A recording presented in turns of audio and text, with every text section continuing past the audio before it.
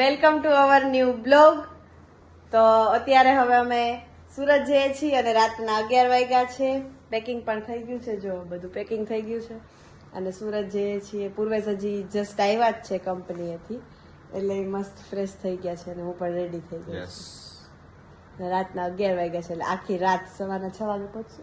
5:30. હા, 5:30 પહોંચી જશે. તો ચલો, અત્યારે હવે અમે સીએનજી પુરાવા માટે ઉતર્યા છીએ અને કંઈ નહીં, મને તો બહુ જ નીંદર આવે છે.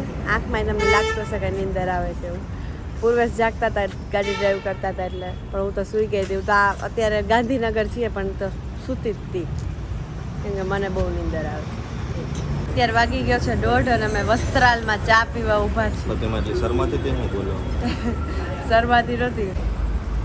તો ફાઇનલી ટી બ્રેક પૂરો થઈ ગયો છે. ટી પી લીધી છે. ધ્વનીએ ખાધી છે ચિકન, હે ને? કારણ કે ધ્વની હોઈ ગઈ હતી હમણાં, કલાક હોઈ ગઈ ધ્વની. હવે પાછી હમણાં હુઈ જ જવાનું ધ્વનીને, એટલે કંઈ ટેન્શન નથી. તમને નીંદર ના આવે ને એટલે તમારા માટે.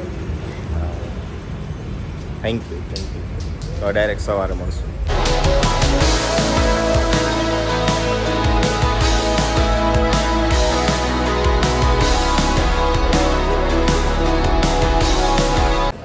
અત્યારે અમે ફ્રેશ થઈ ગયા છીએ, નાસ્તો કરી લીધો અને કેટલા વાગ્યા?